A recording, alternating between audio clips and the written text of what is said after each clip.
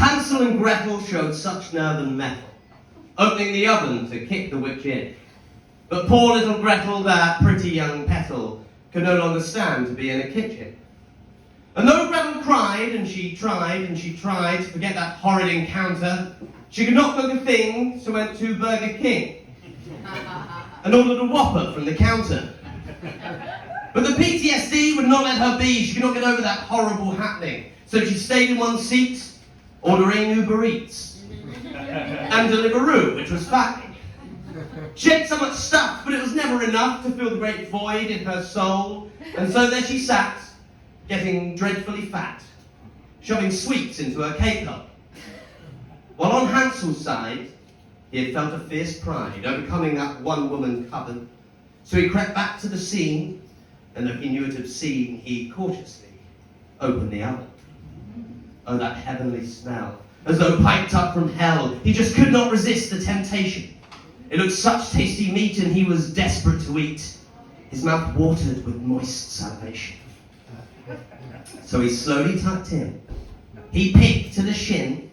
The meat was so tender with juice that he sliced off some thigh, took some ribs and an eye. This was, oh, so much better than goose. Well, he piled up a plate, and he ate, till there was nothing left but the bones, and he boiled them down until they turned brown, and with a succulent gravy went home. Now he longs for flesh, but he wants it fresh. So he goes on the hunt for new victims. And all round the town, people say with a frown, have all the fat people gone missing? And so Gretel heard from a little bird that her life was in terrible danger. So she called to her mother to send for her brother, so he could protect her from this unknown stranger.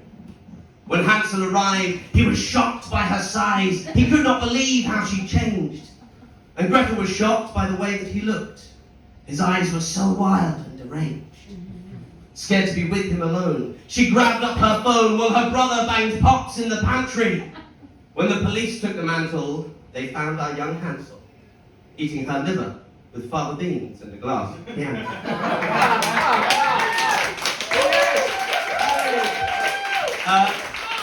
I've been writing a series of poems. I call them Unhappily Ever After, because I think fairy tales give children, life is hard and we should stop teaching kids that it's not, right? So here's number 2. This is the tale of young Peter Pan, who returned after years from Neverland, where he was the boy that never grew old, but the rest of his story has never been told. See, when our young Peter came back to this land, he once again felt time's turning hand. And as he grew up with his dear Wendy darling, he found time's effect on his body quite stark. His voice dropped an octave. He made a bad smell.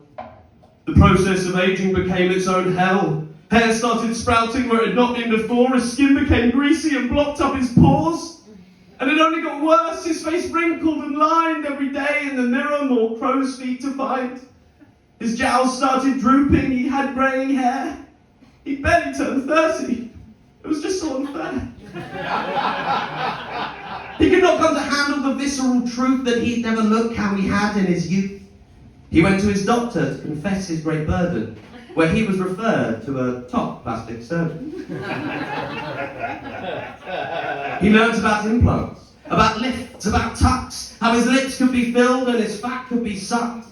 The surgeon showed Peter in markings of pen where he'd make incisions to tighten the skin. So desperate to look how he used to in life, Peter Pan took the leap and went under the knife. Pleased with his facelift, I'm sure you know how this goes. He began on his chin, his jawline, his nose.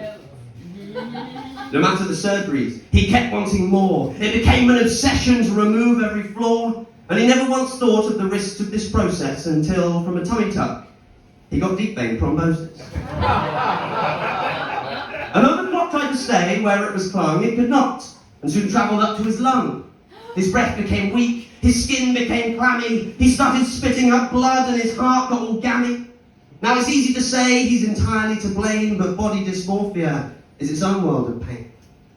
Peter Pan finally escaped from this prison when he died from the effects of pulmonary and Melissa.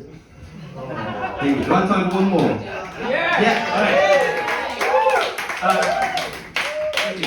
If you're interested, all of these can be found on TikTok, Unhappily_Ever_After. Check it out. Okay, my final one.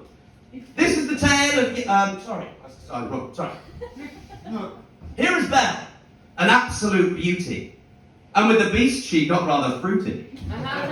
His fur a dark brown, his eyes a jet black, and an absolute animal when in the sack. But when true love turned him back to a man, he was obsessed with his clothes, the lines of his tan. His nose a cute button, his eyes a soft blue. Seeing this guy, poor Belle, she knew that never again would he treat her rough, or scratch her ass with his claws when they were both in the buff. For now she was safe and not trapped in his lair. She wanted the rush of being tied to a chair. But this man was too kind. In fact, he was damn good. And she longed for the beast, longed for his manhood. It had woken a demon that couldn't be stilled, and this left dear Belle most unfulfilled. Well, they were due to be wed, and she could not let that happen, so instead of the church, she went to the tavern. The poor beast was broken, his rose once again wilted. When stood at the altar, he realised he had been jilted. Belle, meanwhile, was living it up! For full of beasts was this grim little pub. They sang songs with rude lyrics and no discernible tunes. Belle felt right at home in Weatherspoons. But the men never crass. They displayed their chests bare, and though disappointed with their lack of hair, they treated her roughly. And while she knew it was wrong, she felt a rush of excitement when they grabbed at her thong. But these boors at the bar, they could not compete for the night she had spent in bed with the beast. They'd falter too soon, their stamina would fail. But that's what you get when fueled by a cheap, nasty ale. So ladies, please listen. I think that you should. I know it's your dream to turn a bad boy to good, but you should beware. Because it might just stick. Instead, why not turn a nice guy into a prick? Thank you very much.